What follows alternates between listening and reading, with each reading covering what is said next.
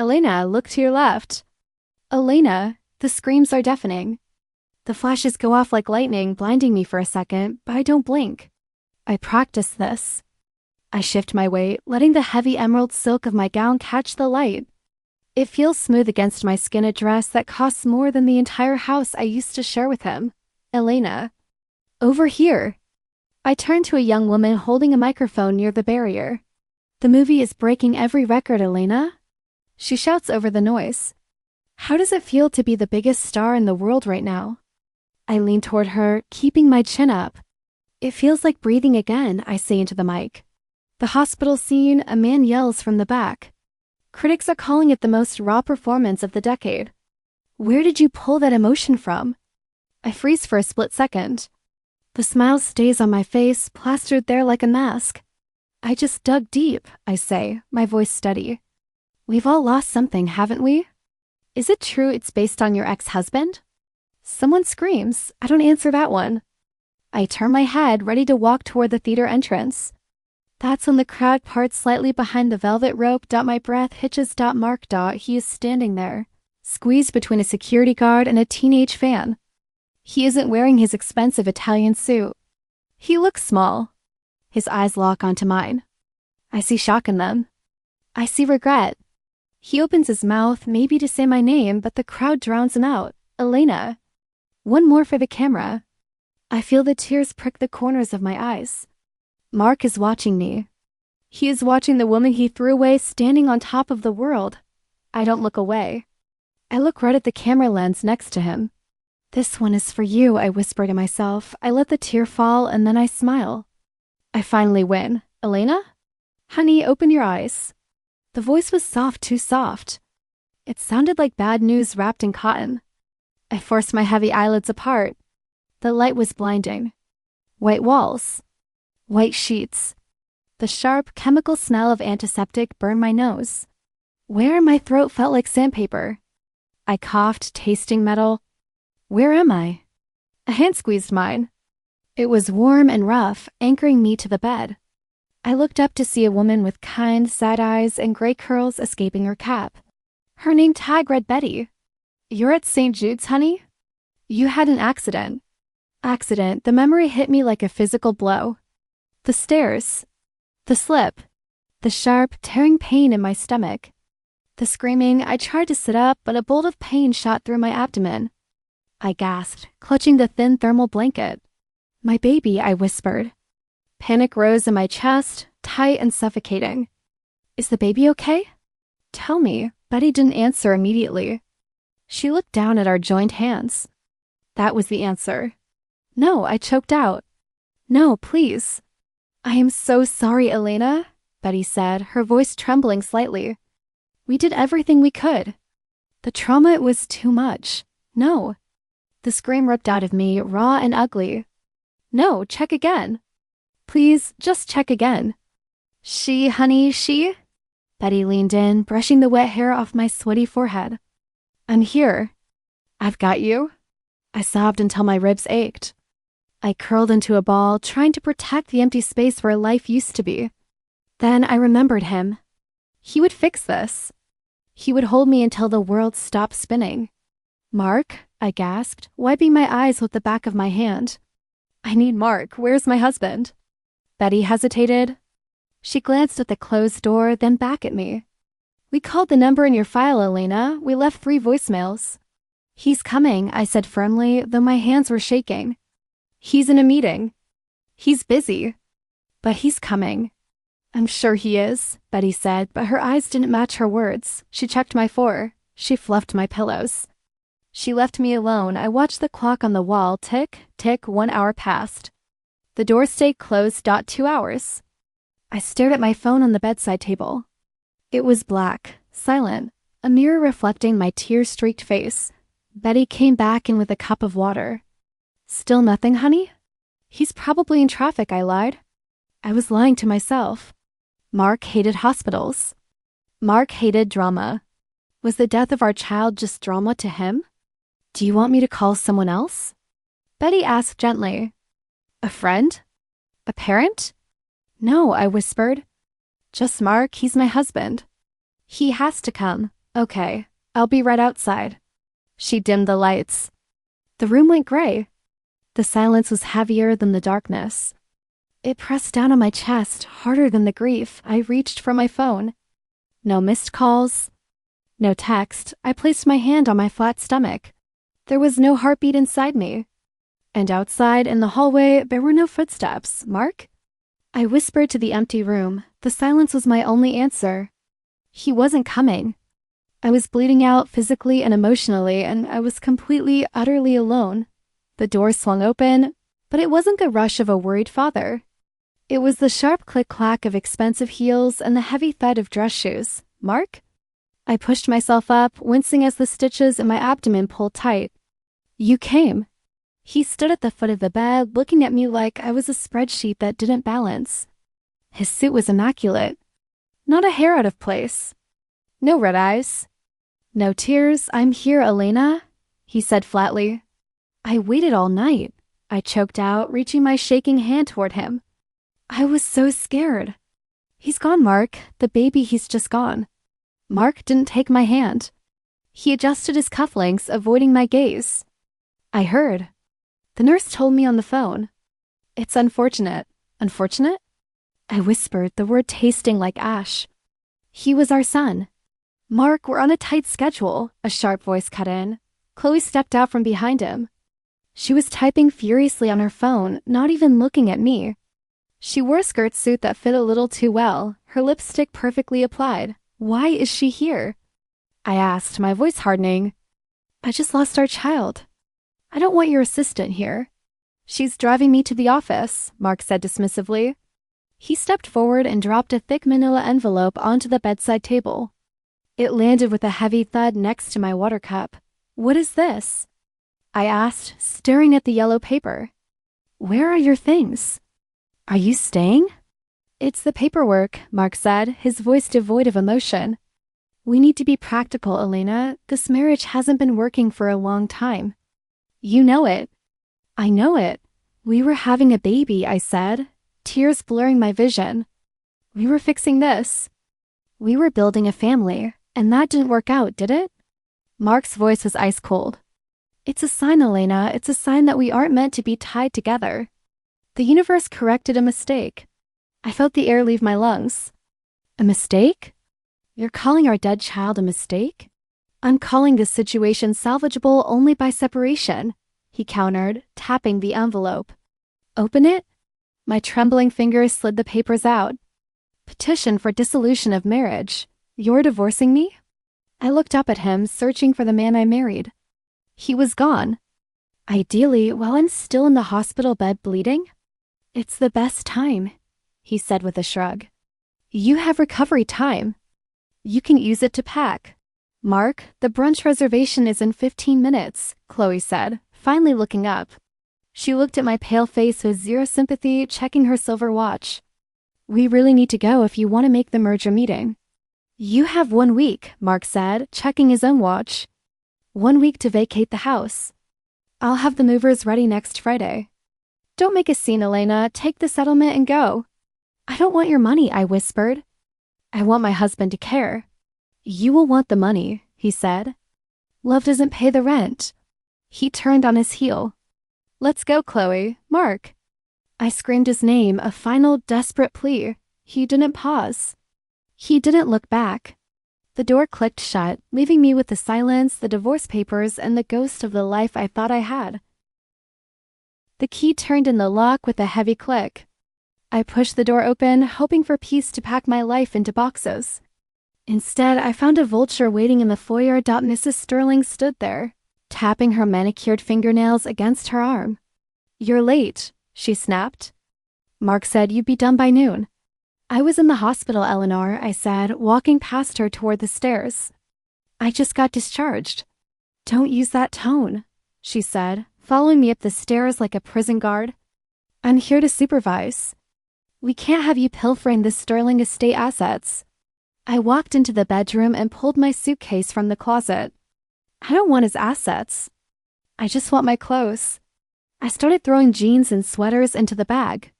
I didn't fold them. Leave the pearls, Mrs. Sterling ordered, pointing a bony finger. And the watch. Those are family investments. I tossed the velvet box onto the bed. Take it. I don't want anything that has his name on it. Good, she sniffed. You never appreciated the value of things. She paused, looking at my stomach.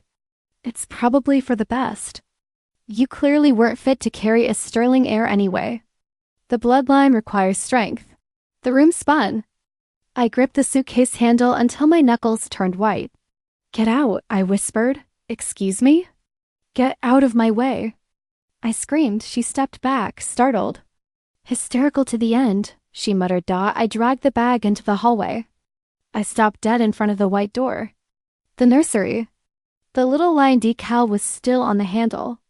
Are you taking the crib? She asked. We can return it. Don't touch it, I said, my voice shaking. Don't open that door. I turned my back on the ghost of my son and ran down the stairs. I burst out the front door and the sky opened up.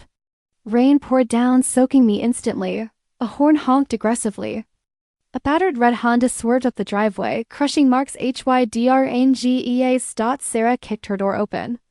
Elena, she screamed, running through the downpour, her hair instantly matted to her face. Sarah, I choked out, dropping my bags on the wet pavement. She didn't ask questions. She just collided with me, wrapping her arms around my shoulders. I've got you, she said fiercely. He threw me out, I sobbed, my legs giving way. He took everything. He didn't take you, Sarah said, holding me up. And we are going to make him pay. But first, let's get the hell out of here. She threw my bags into the back seat and shoved me into the car. As we peeled away, leaving mud tracks on the lawn, cracks on the lawn, I finally let go and screamed until my throat bled. Elena, you smell like a locker room, Sarah said, yanking the heavy curtains open. The sunlight hit my face like a physical slap. Close it, I groaned, pulling the blanket over my head. I live here now. In the dark. It's been 14 days, Elle. You're rotting on my beige cushions. I'm mourning. You're wallowing. Sarah sat on the edge of the couch, the springs creaking under her weight. And you have an appointment in an hour. No, yes, Dr. Reese called. He wants to check the incision. Tell him I'm fine. Tell him I moved to Alaska. I'm not telling him anything. You're going. She tossed my phone onto my chest. And stopped checking the news. It's self-harm at this point. My thumb moved automatically. I couldn't help it. Sterling Industries CEO dazzles at charity gala. The photo loaded. Mark was laughing, head thrown back, holding a champagne flute. Chloe was draped over his arm in a shimmering red gown, looking at him like he was a king. That's my money, I whispered, my voice cracking. He bought that dress with the money we saved for the nursery furniture. Elena, don't look. He looks happy, Sarah. My son is dead and Mark is partying. He replaced us in 2 weeks. He's numb, Sarah said, snatching the phone from my grip. He's filling a hole with garbage. Now get up, shower, we are leaving. The hospital smell made me nauseous. It smelled like loss. I sat on the crinkly paper of the exam table, staring at my knees, refusing to look at the machines. Physically, the healing is on track, a deep voice said. I looked up. Dr. Aris was younger than I remembered from the fog of the miscarriage. He had dark circles under his eyes, like he carried the weight of everyone else's pain. Great, I said, buttoning my shirt with fumbling fingers. Can I go now? He didn't move from his stool. He just looked at me, really looked at me. How are you sleeping? I don't. Eating? When Sarah forces toast down my throat. And the heart? He asked, tapping his own chest. It beats, I said coldly. Unfortunately. Dr. Aris took off his glasses and rubbed the bridge of his nose. Elena, I saw the divorce filing in your chart. I know what you were dealing with. I don't need pity, doctor. I need to go home and stare at the wall. You aren't sleeping. You are haunting your own life. He reached into his white coat pocket and pulled out a small black notebook. He held it out to me. What is this? Medicine, he said. I frowned, not taking it. I don't need a journal. I'm not a teenager. You are a woman with too much poison inside her, he said firmly, pushing it into my hand. If you keep it in, it will turn into sickness. Get the poison out, Elena. Bleed onto the paper so you don't have to bleed in here. I took the book. It felt heavy in my hand. Mark used to say my writing was melodramatic. Mark isn't your doctor? Aris said softly. I am. Prove him wrong, right? That night, the apartment was silent. Sarah was asleep in the bedroom. I sat up, the streetlights casting long shadows on the floor. I opened the notebook. I picked up a pen. My hand shook. I hate him. The words looked small on the white page. I hate that he didn't cry. I pressed harder. The ink flowing. I hate that he erased us. I hate that my body failed me. Suddenly, I couldn't stop. The pen flew across the page. I wrote about the nursery. I wrote about the silence. I wrote about the red dress. The anger poured out of me, hot and fast. I wrote until my fingers cramped into a claw. I wrote until the page was wet with tears. For the first time in weeks, I took a breath that didn't hurt. Vivian, I said, sliding into the vinyl booth. Thank you for coming. Vivian lowered her oversized sunglasses, her sharp eyes scanning my face like she was reading a resume with typos. Elena, honey, you look like hell warmed over. I know, I said, staring down at my black coffee. I need a job, Viv. A job? Mark Sterling's wife needs a job? She raised a perfectly sculpted eyebrow. I thought he made you quit. He told everyone that acting was undignified for a CEO's partner. He's not my husband anymore, I said, my voice flat. He filed for divorce while I was recovering from the miscarriage. I have nothing, Vivian. No house, no settlement yet, no career. Vivian let out a low, angry whistle. The bastard. I always knew he had shark eyes. She tapped her manicured nails on the table. But the industry forgets fast, Elle. You've been playing housewife for 4 years. You're a cold product. I'll take anything, I pleaded, leaning forward. Commercials, voiceover, background work. I just need to pay rent on Sarah's couch. I have a slot for a pharmaceutical commercial shooting tomorrow, she said, pulling out her phone. It's for a new antidepressant. They need a woman to stare out a rain-streaked window looking hopeless while a narrator talks about serotonin levels. Pay scale. No lines, it was humiliating.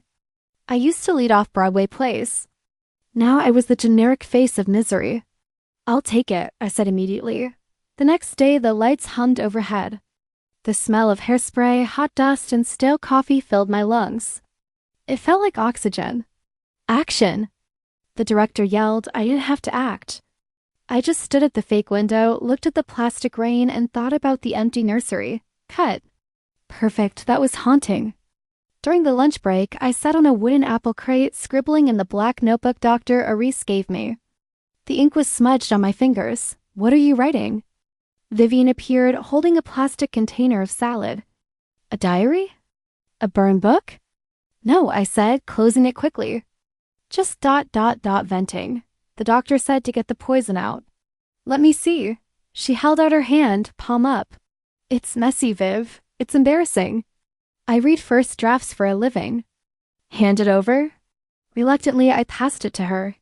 She flipped past my grocery list to the pages I wrote last night.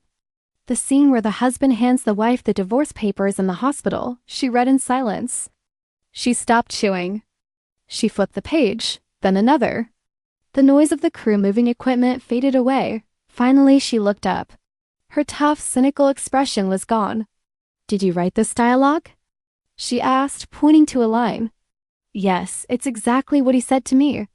Elena, she said, closing the book slowly. This isn't a diary entry.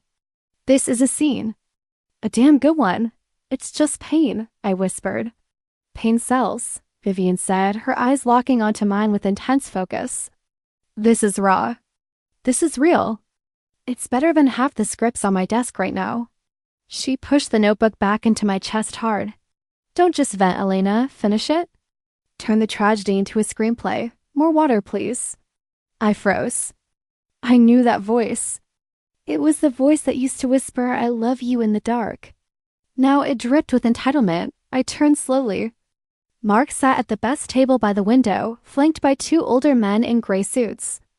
And Chloe. Of course Chloe. She was laughing, her hand resting possessively on his forearm. Right away. Sir, I said, keeping my head down. Wait, Mark said, his tone shifting from bored to amused.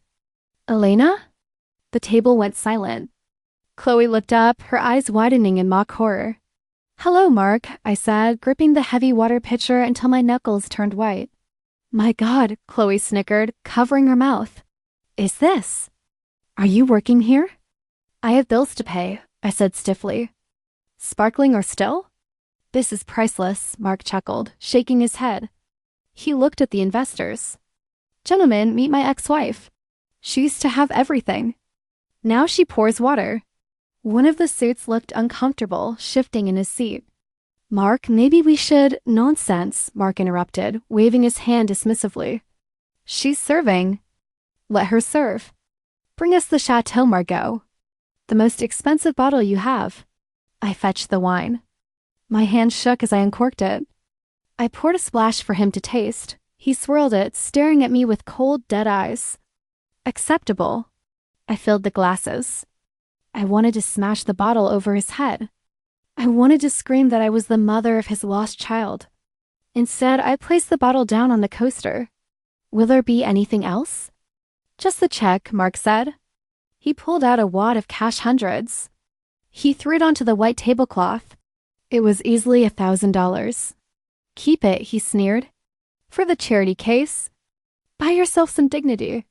The heat rose up my neck. Everyone in the section was watching. I took a deep breath. Thank you, sir, I said, my voice steady, though my heart hammered. I'll put it toward my rent. Enjoy your evening. I walked away with my back straight, even though I was dying inside. Later, I sat on the curb in the back parking lot, the night air cooling my burning face. I was counting the cash with trembling fingers. Elena? I looked up. It was Lucas, Mark's younger brother. He looked like Mark, but with softer eyes. Lucas, I wept a tear quickly. If you're here to laugh, I'm off the clock. I'm not here to laugh, he said, sitting down on the dirty concrete beside me. I saw what he did. It was cruel. He's winning, Lucas. He has everything. The company, the girl, the money. He has nothing, Lucas said, shaking his head. He's miserable, Al. He drinks until he passes out. He fired his VP yesterday for no reason. He's rotting from the inside out.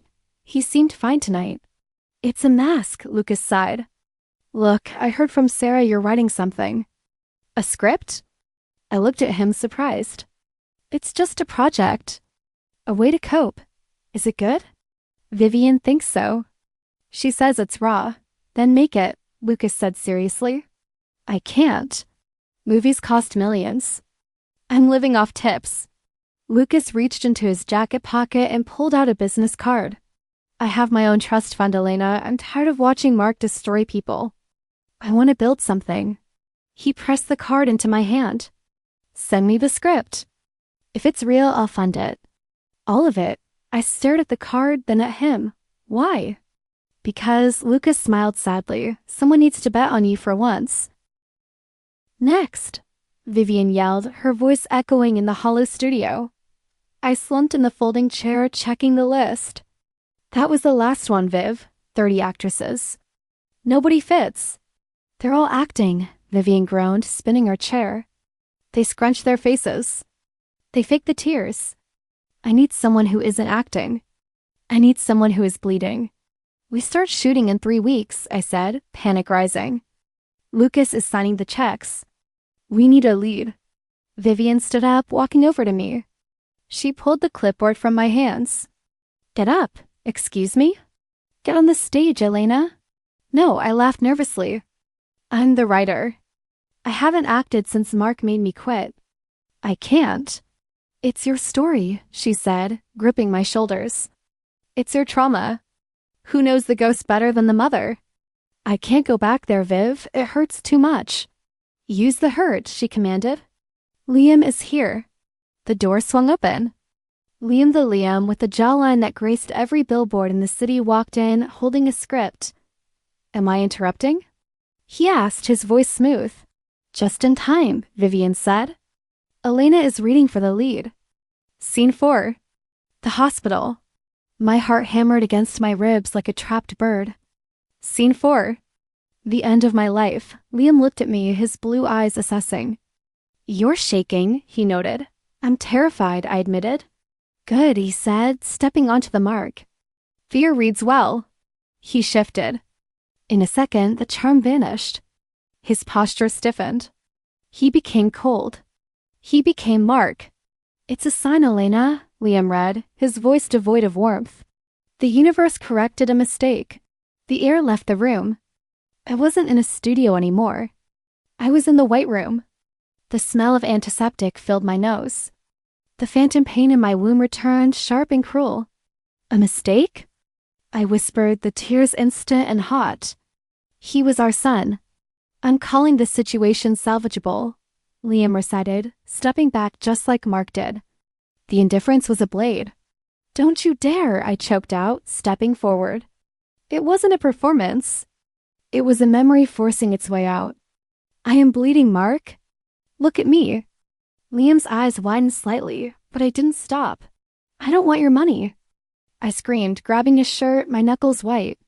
I want you to look at me and tell me why I wasn't enough. I collapsed, the sob ripping through my chest, tearing me open. I stayed on the floor, shaking, waiting for the door to slam. Silence. It stretched for 10 seconds. Cut, Vivian whispered from the darkness. I looked up. Liam was staring at me, his chest heaving. He looked genuinely shaken. He reached down, offering a hand. I thought this was a script, he said quietly. It was, I wiped my face. That wasn't acting, Liam said, pulling me up. That was terrifying. And beautiful. You got the part, Elena, Vivian called out, typing furiously. I did? I asked, my voice hoarse. We start Monday, Liam said, not letting go of my hand. Welcome to the glass nursery. Cut. That was visceral. Take 10, everyone. The director's voice broke the spell. I slumped against the fake hospital wall, my chest heaving. The tears on my cheeks were cold and sticky. Are you all right? Liam asked, handing me a water bottle. He looked concerned, his brow furrowed under the heavy stage makeup. It's just ... Hard, I admitted, taking a sip. Every take feels like I'm ripping the stitches open again. It's powerful, Elena, he said softly. But don't lose yourself in it. I'm trying not to. I walked off the set. Needing fresh air, Dr. Arias was waiting by the craft services table, holding 2 coffees. You shouldn't be here, I said, though I couldn't suppress a smile. Don't you have actual patients? I have a lunch break, Arias said, handing me a cup. And technically, you are my patient. How is the stress level? Manageable. I think, you think? He raised an eyebrow, leaning against the table. Your blood pressure was high last week. I'm reliving the worst year of my life for entertainment, Arias. My blood pressure is going to be high. He stepped closer, his voice dropping. This isn't just entertainment, Al. I watched that last scene from the monitors. You're taking the pain and turning it into something useful. That isn't torture. That's healing. It feels like torture. Surgery feels like torture too, he countered gently. But it saves you. Excuse me? Miss Vance? A sharp voice cut through our moment. A man in a dark, expensive suit stood near the trailer, holding a leather briefcase. He looked entirely out of place among the cables and jeans-wearing crew members. That's me, I said, stepping forward. Arias stayed close to my side. I'm representing Mark Sterling, the suit said, extending a stiff hand. Mr. Sterling has grave concerns regarding this production. Concerns?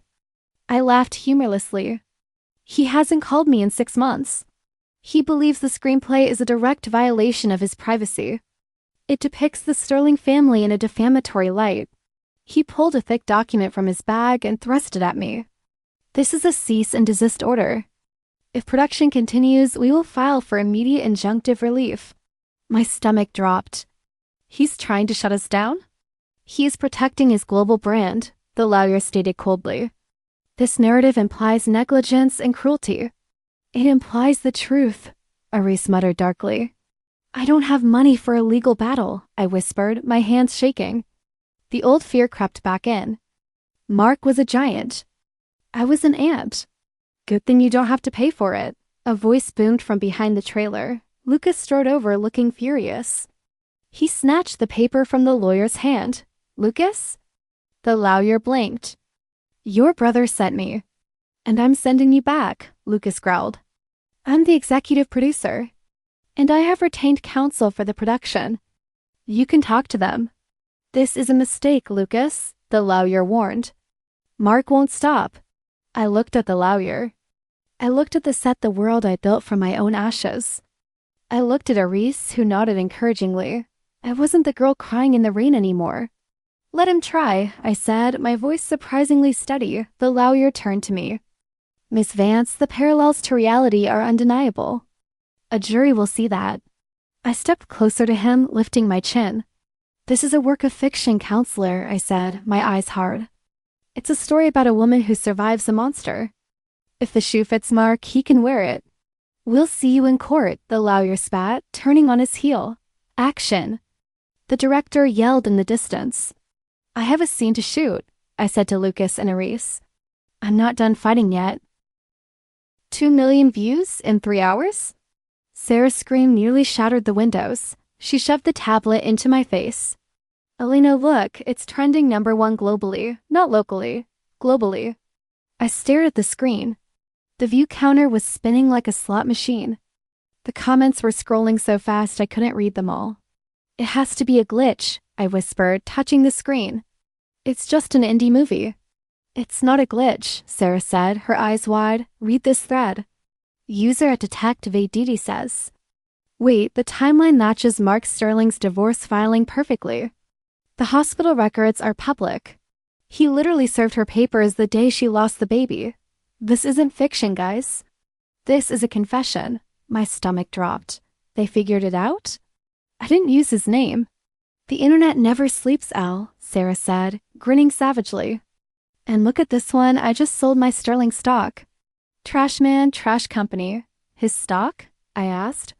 Sterling Industries is down 4% since lunch. Sarah laughed. You are literally tanking his net worth with a 2-minute video. My phone buzzed against the coffee table. The screen flashed. Mark, speak of the devil, I said. I picked it up and put it on speaker. Hello, Mark. Take it down, he barked. No hello. No pleasantries, just panic. I can't take it down, Mark.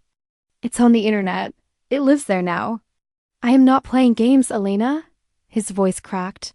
My PR team is overwhelmed. Do you know what hashtag is trending? Hashtag cancel Sterling. Because of a trailer, people are canceling contracts.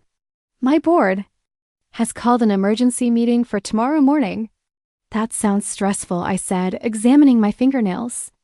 Maybe you should have thought about that before you evicted your grieving wife. You are slandering me, he screamed. You are painting me as a monster to the entire world. I'm acting, Mark, I said, my voice cool and steady. Isn't that what you said I was good at, being dramatic? I will sue you? He sputtered. I will bury you in legal fees until you can't afford breath mints. For the first time in a year, a laugh bubbled up in my chest. It wasn't bitter. It felt light. You already tried to bury me, I told him. You left me bleeding in a hospital bed to save your schedule. You wanted me out of your life, Mark. I'm just making a living. Elena, goodbye, Mark. I hung up. The silence in the room felt like victory. The phone rang again immediately. A new number. Persistent, Sarah muttered. Hello? I answered, expecting Mark's rage again. Elena Vance? The voice was smooth, fast, and expensive. This is Agent Reynolds. I represent the biggest names in this town, and I want to represent you. I don't have an agent, I stammered. You do now, Reynolds said, cutting me off. I don't handle indie darlings, Elena. I handle icons. I just saw the tracking numbers. You aren't just an actress anymore. You're a movement. I have talk shows begging for a sit-down. I have magazines wanting the cover. I just wanted to tell my story, I said. Well, the world is listening, Reynolds said. Pack a bag, kid. The press tour starts Monday. You're going to be a star. Asterisk. Chin up a little. Perfect. The makeup artist dabbed a brush against my cheekbone. The lights around the vanity mirror were bright enough to expose every flaw, but she was painting me into armor. You're on in 5 minutes, Miss Vance, the producer called from the hallway. Thank you, I said to my reflection. The woman staring back wasn't the broken girl from the hospital anymore. She looked dangerous. The door creaked open. Lucas walked in, tossing a glossy magazine onto the sofa. He looked exhausted, his tie loosened and his eyes red. "Another cover?" he asked, leaning against the doorframe. "Vogue," I said, turning my chair. "They want to know my skincare routine. Apparently revenge is good for the complexion." "How are things at the tower?" "Grim," Lucas said, rubbing his face. "I just came from the penthouse. It smells like a distillery." "Is Mark still spiraling?" "Spiraling implies movement," Lucas scoffed. "He's crashed, Elena. He hasn't shaved in a week. He's wearing the same robe he had on Tuesday. He just sits in the dark, watching your interviews on a loop. He watches me obsessively. He screams at the TV. He blames you for everything. He claims you stole his life." "He gave it away," I said quietly. "I just picked up the pieces." "Well, he's alone with the wreckage now," Lucas said. "Chloe left him this morning." I froze. My hand hovered over the earring I was clasping. "Gone? As in shopping?"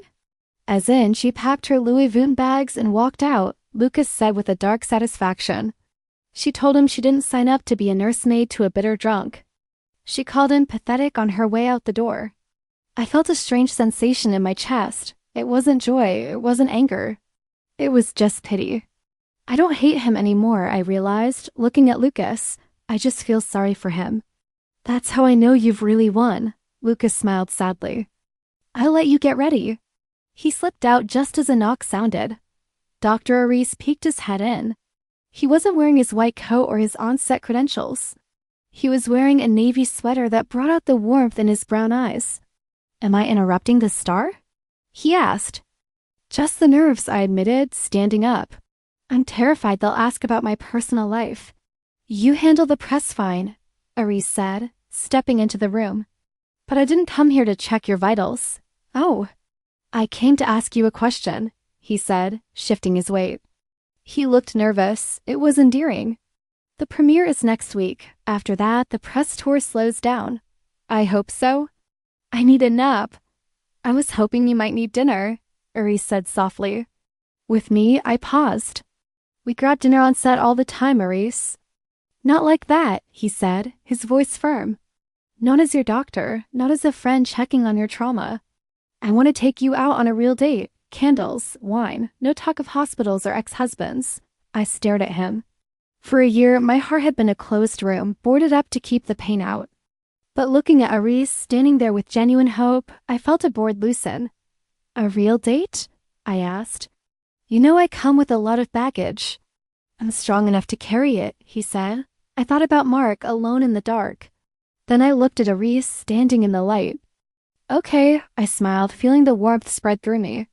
"Pick me up at 8. "It's a date," he beamed. I walked out to the cameras, finally ready to talk about the future instead of the past.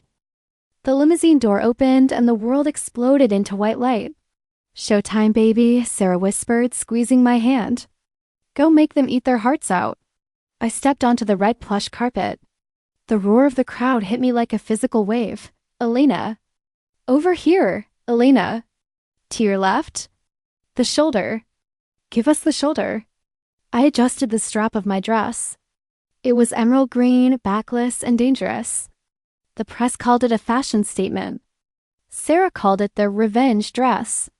"You look breathtaking," Dr. Aris said, stepping up beside me. He looked dashing in a black tuxedo, offering me his arm. "Are you ready for this?" "I think I'm going to be sick," I admitted through a frozen smile. "You're going to be great," he promised. "Just keep moving." We walked the gauntlet. Microphones were thrust in my face like spears. "Elena, is the movie a true story?" "Elena, is it true your ex-husband tried to sue the production?" I kept walking, answering with waves and smiles, until I reached the main platform. A reporter from a national network was waiting. "Elena, the buzz is incredible," she said, leaning in. "This is the most anticipated drama of the year. What is the core message you want women to take away from the glass nursery?" I opened my mouth to answer, but a voice from the crowd stopped me cold. "Elena." It wasn't a fan. It wasn't a photographer. It was a desperate crack and shout. I looked past the velvet rope. Mark was there. He wasn't wearing a tuxedo. He wore a wrinkled suit jacket over a t-shirt. His hair was messy and his face was gone. He was being held back by a burly security guard. "Elena, please," Mark yelled, his eyes wild. "I need to talk to you." "Just 5 minutes." The camera swung toward him. The reporters started whispering. "Is that him? Is that the husband?" I looked at him. I expected to feel fear. I expected to feel the old ache of longing. Instead, I felt nothing. He looked so small. He looked like a stranger who had lost his way. "Elena?"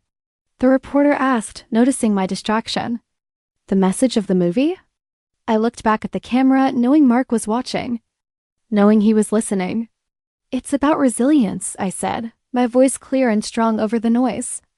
"It's about finding your voice after someone tries to silence you." Mark flinched as if I had slapped him. His shoulders slumped.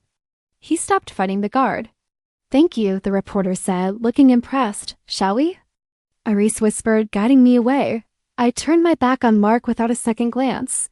"He looked pathetic," Sarah whispered as we entered the theater lobby. I almost offered him $1. "Don't waste your money," I said. Inside, the theater was packed. The lights dimmed. The screen flickered to life. I sat between Aris and Sarah, clutching their hands. Seeing my pain projected on a 40-foot screen was surreal. I watched myself cry in the hospital bed. I watched myself scream in the rain. I watched myself rebuild. When the screen faded to black, there was total silence. For a heartbeat, I panicked. "They hate it." Then the sound began. It started as a rumble and grew into a roar. The entire audience stood up. They were clapping, cheering, wiping their eyes. "Look at them, Elle," Liam said from the row behind me, leaning forward. "They love you." I stood up, my legs shaking. The applause washed over me, louder than the critics, louder than Mark's insults, louder than my own doubts. "You did it," Aris said, pulling me into a hug. "You won." I buried my face in his shoulder.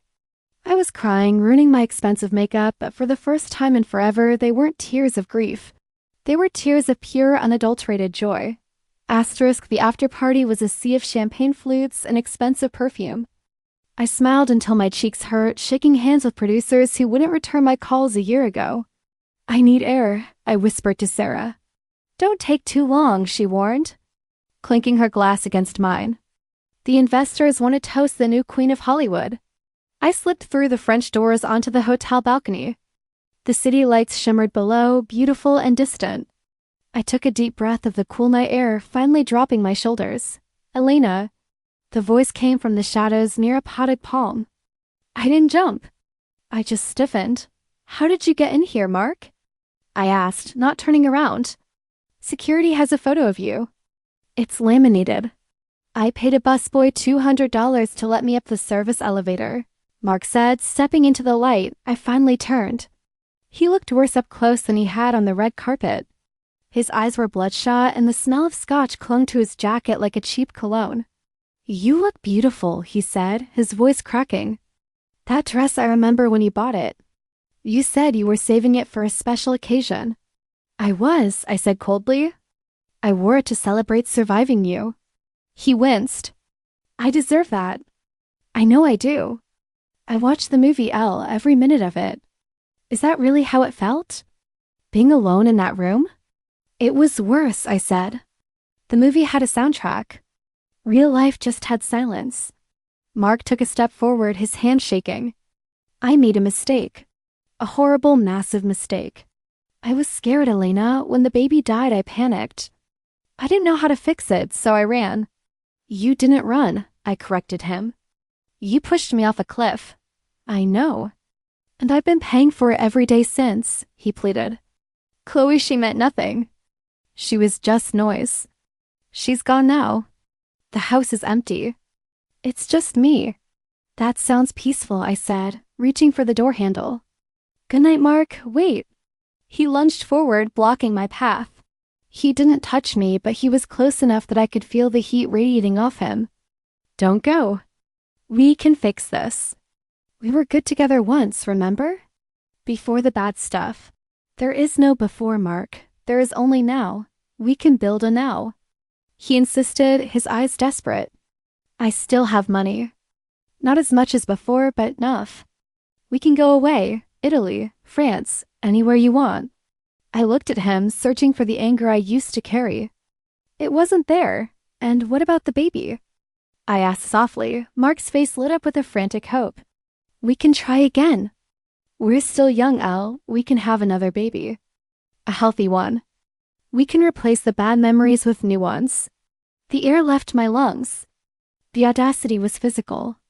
It hit me in the chest. Replace him? I whispered. You think our son was a broken toaster you can just return and replace?